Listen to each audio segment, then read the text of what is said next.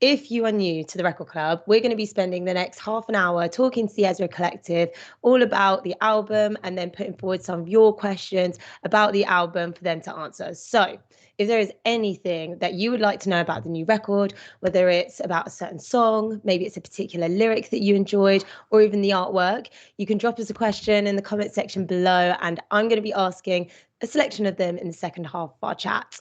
On top of that, one lucky person who sends in a question today is going to be randomly selected to win a pair of Bowers & Wilkins PX7 over-ear noise-cancelling headphones, which is a wicked, wicked prize to not miss out on. So get your questions to us. And also, I have the new record, which I have been going through today, here in my hand. So if you haven't already got yourself a copy, that's a bit blurry. If you haven't already got yourself a copy, we thoroughly recommend that you order one from your local record store once our chat with Ezra Collective are over. So let's get straight into it, shall we? This week's Record Club, and say a big hello to Femi and TJ from the Ezra Collective. How are we doing? I'm good. Are you all right? I'm good. I've just realised that I've left the blur on, so people are actually going to have to buy. Yeah. It made the record look like explicit or something. Do you know what I mean? Like on Crime Watch. Do you know this person? Mate, I'm gonna turn off this. I'm scared that I'm gonna change the background into something around. Okay, here we go. HD vision. That's better, isn't it? All right, we've got the radiator as well now. Yeah, you also have the radiator. The illusion is now gone. Oh, how are we doing? How are we doing, guys? We're good. Good, actually. Really and happy to be on this platform, especially being massive record lovers as well. That's really special. About 2 seconds ago. I feel like your mic cut out a tiny bit then. Oh, sorry. Is it any better now? Yeah, that sounds better. We got a bit of a temperamental wire. But I just said we just found out about 15 seconds ago we won a MOBO. So that's really cool. Oh my God, congrats. Thanks. The album. Yeah. Jazz Act of the Year, which is cool. Oh my God, that is so deserved. That is amazing. What? Hang on. Obviously, you're where you're meant to be. You're here with us on the record. Yeah. Yeah. What, are you headed there later? What's happening? Nah. I can't. Yeah, we didn't really plan for this level of rock and roll. So I think after this Zoom, it's probably gonna be hot chocolate and the World Cup, and then do you know what I mean? Be more prepared next time, I reckon. I genuinely forgot it was today, which is wow. Okay, yeah. I mean, huge congratulations. We're very happy. We're really grateful. Yeah. Do you know what I'm saying? Look, everyone here, if you're watching at home, then you heard it here first. That's amazing. Look, guys, before we get like really, really stuck in, we do actually have a question from one of the many amazing independent record stores across the UK. We always kick things off here on the Record Club with someone. So this week we have Piccadilly Records in Manchester. Oh, wicked. What a wicked store.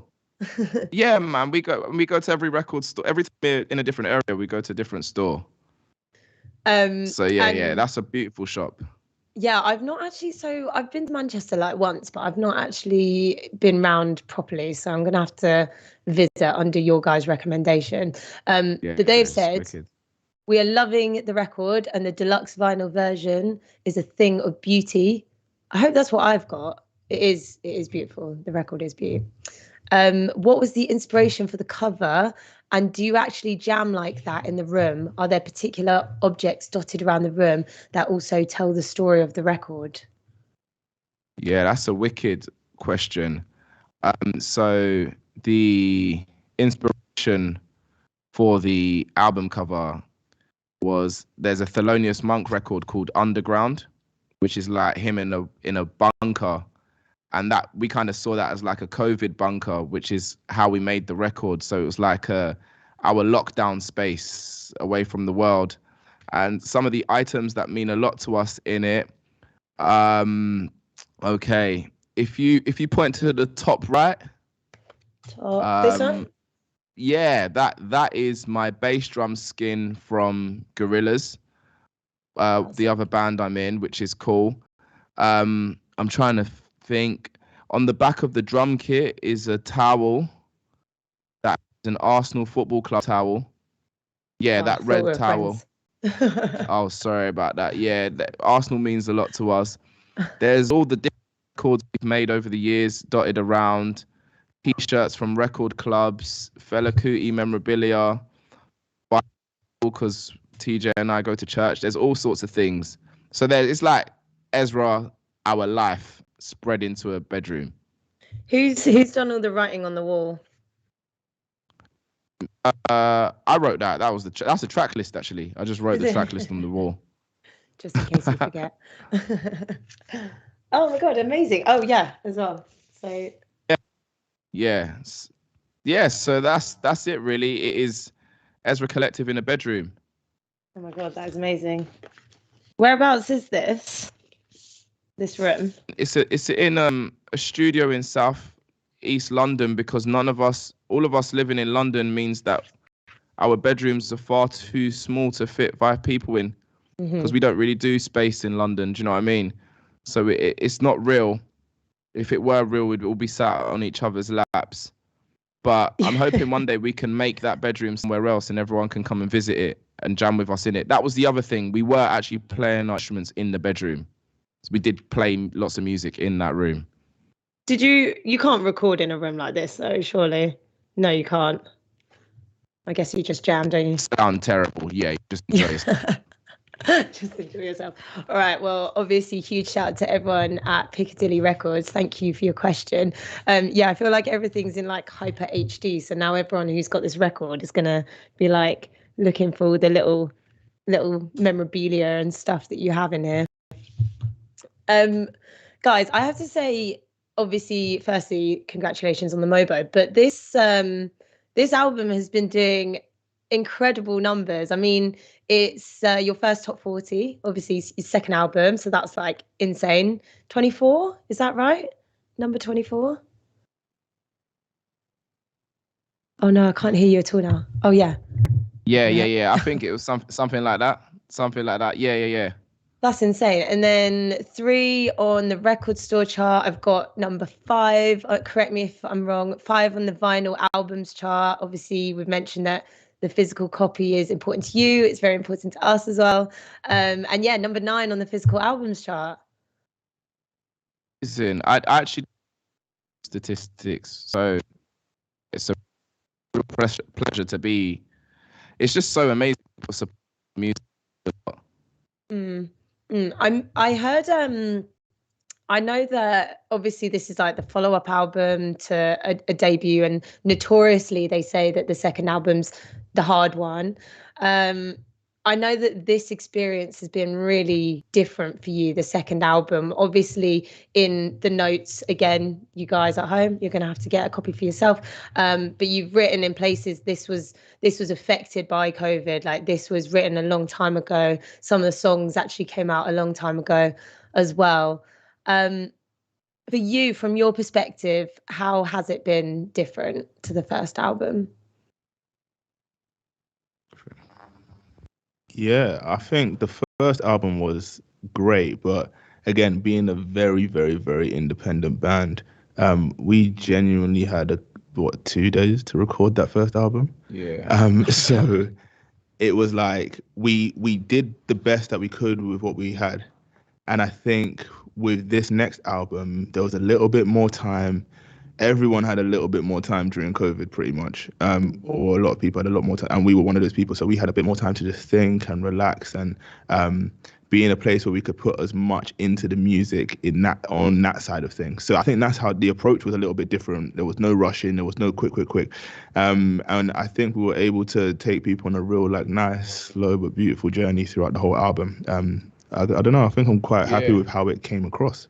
Yeah, I mean, previously, all of our records had been made on tour.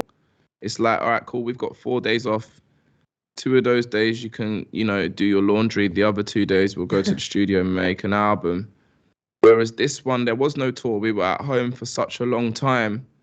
So to have 2 weeks in the same place in the studio was like crazy amount of time for us. And I think people always talk about the second album being difficult. I think that took the sting out of it because it was just such a new experience. In so many ways, it felt like a first album for us. Do you know what I mean? It must have been a bit weird having that time, because I don't know about you, but I think I work quite well under pressure. And it's like, if you only have like a day, you're like, right, okay, well, if we don't do it in this day, then we can't. You must have had to maybe like work a little bit differently, right? Yeah. We were still acting like there were deadlines. So it's like, guys, in 10 days, the album needs to be completed. And we took it really seriously and completed it within that time. And I think that's just the nature of such creative minds. There's 5 of us. It's so quick, If you spend too long on a project, you end up just being like, right, scrap it. I'm into something else now. So yeah, we had to apply that pressure to ourselves. A lot of people were doing that in the lockdown, like, in 2 weeks I need to be able to speak Spanish. Like, you don't, but let's just pretend because it's good for your mind. Do you know what I mean? Yeah. I saw I think it was Joe Armand Jones. You will have like a little message in here. There's like a little booklet. It's actually quite big. And yeah, it is Joe. He says, Ezra's always been quite a live experience, but during these sessions we fell in love with the studio experience. Would you say that's right? Are you like now studio lovers? 100%. Yeah, I think because the way that we kind of got into music and got, we're a live band, and we got comfortable playing live quicker than we got comfortable being in the studio. It was that way around for us. A lot of shows, a lot of being in front of audiences, a lot of touring. And so when it came to the studio, we spent a small percentage of our time in the studio as a band. But yeah, just being, like we were saying, being able to slow things down and just spend a little bit longer in there, we started to fall in love with that process of hearing something and then kind of saying, can we, communicate that a little bit better if we did it like this, or what if we overdubbed this in this way, or did this in that way, or used this synth. And it became like a bit more of like a problem solving type task, where it's like, we've got a good base to it. Now let's think about the decoration and all of that kind of stuff. And I definitely fell in love with like that side of the process. Yeah, same. I think also it was just like we valued being on airplanes and in different countries so much, but when that's taken away from you, you start to fall in love with where you live, which is what happened to me. It was like, I think it happened to a bunch of people. Suddenly everyone wanted to go to like the Lake District on holiday. Yeah. It's like, I don't even need Spain no more. I go Lake District. You know what I mean? And I think that happened to us with like North London. It was like, this studio is incredible. Of course I want to spend all my time here with my brothers. Do you know what I mean? So yeah, we definitely, and that you can hear that in some of the music. It's not just 5 instruments anymore. A lot of that stuff is like, okay, let's add this synth. Okay, let's add this part. Let's add that part. That kind of came through. And yeah, Joe's right. We fell in love with that experience. Yeah, it sounds huge. And I think with the features as well, obviously. So you've got someone like Emily Sandé featuring on there. And I think on paper, when I looked at it, I was like, oh, like, because obviously now she's such a huge pop star. I was surprised. And then when I heard the song, I feel like I just kept returning to it. I feel like it was like one of my mantras over the last week, her line where it's like, take your time, don't let the pressure crush you, and just like all of these recurring sounds, but she sounds so beautiful on the track. How did that come about? It's almost like you knew that she would fit on there. It feels like you've got like a really good relationship with her. Yeah, I mean, I love telling this story, but shout out to Maverick Saber, who's a very, very special friend of mine. And I remember I asked him once, like, how do you get all these incredible features on your album? Like, you've got a tune with Joey Badass and you've got a tune with like Protege and blah, blah, blah. And he was just like to me, if they're a fan of you, if you're a fan of them, if you've got their record, if they've got yours, and if you've seen them live and they've seen you live, then you're good to go. And I took that to heart, and it was just like, for me, I interpreted that as you just work with your friends and people you vibe with. And I will never forget playing a show in Ronnie Scott's with Ezra Collective, and right in the corner of the room, dancing her soul away was Emily Sandé.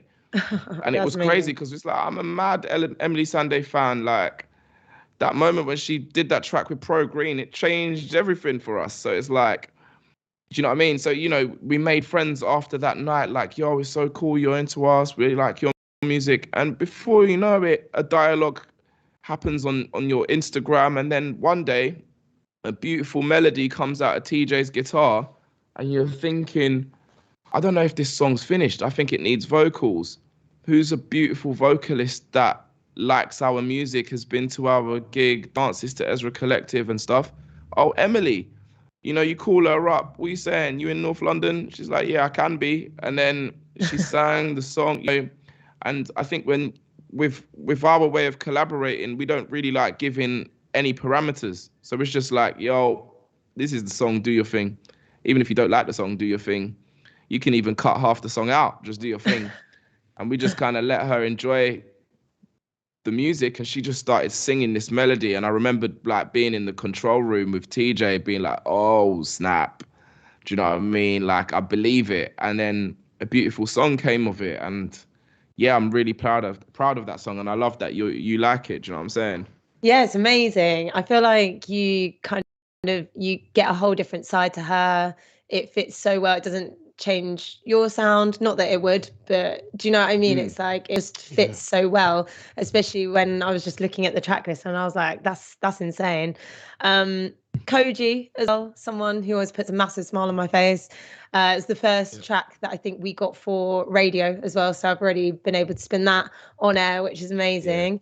And yeah, like how's it been working with him? Because I bet he's just like the biggest ball of energy to work with. It's amazing. Yeah. Koji's what we would sound like if we were all rappers, I reckon. Yeah, he's a joker, man. Like, but he's so talented as well. His ability to write quickly, but to have so much meaning in it as well, and then also just to carry a vibe through his voice. Like, you hit every syllable that he's rapping, you're feeling it, and it hits well. And so I remember again being in the studio, especially that second verse that he drops on No Confusion.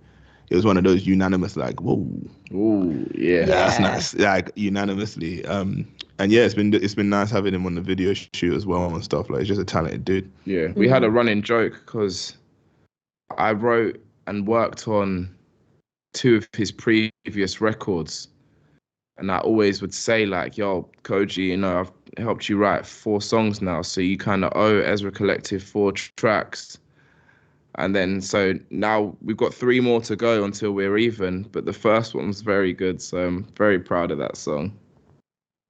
I mean, yeah, you're going to have to pull him up on that. I'm sure he'll get involved. I've just seen that lots of people are getting involved with your questions. I've got one more question before I have loads more questions, but I have one more question before we're going to get into your questions at home. So get them to us very quickly.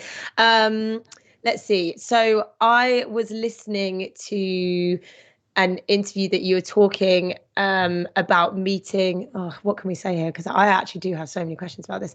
Right. Actually, let's talk about this. So TJ, I know that there's like a interlude, words by TJ. I know you've probably been asked about this loads, but I just wanted to. I feel like it was like such a moment. Normally, like, interludes for me are a good way of adding color to an album rather than just having track. And normally, it's not that I don't take note of them, but it's like, I'm like, oh, this is nice. It makes it like a full, like, you know, if you watch a movie, it's not just sections. It's like, it ties it all together.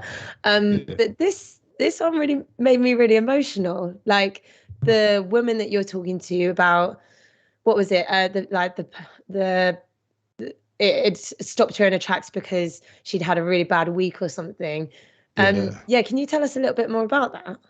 Yeah. Funnily enough, that happened at Ronnie Scott's a few years ago. And it was just after we were chilling with some of the fans, and obviously if someone comes over to you crying at the end of your show, that's the first time that had happened, and I was like, I don't know. I guess I was a little bit concerned. Like, yeah, at first, so you're like, oh no, what's going to happen here? Yeah. But just her saying that she was able to be transported away from whatever situation or situations was effectively stealing her joy that week, and the gratitude in that. I guess I enjoyed playing music. I had a passion for music, but I guess I didn't really 100% like know my purpose in music. You know what I mean? And I think in that moment it all clicked for me, and it became a bit of there was an understanding that music is super powerful. Art is powerful, to help give people perspective and to help move people from a place of sorrow and despair to a place of joy. It's possible for that to happen through these notes that we put together. And after that, I think, yeah, music definitely changed for me completely, where it was like, okay, yeah, I'm in a band playing with my friends, but there's more to this. There's messages that can be put out. There's power that can come behind this music as well. And so when we come to the album Where I'm Meant to Be, I don't want us to waste the how can I put it? I don't want to write any music that doesn't try and move people.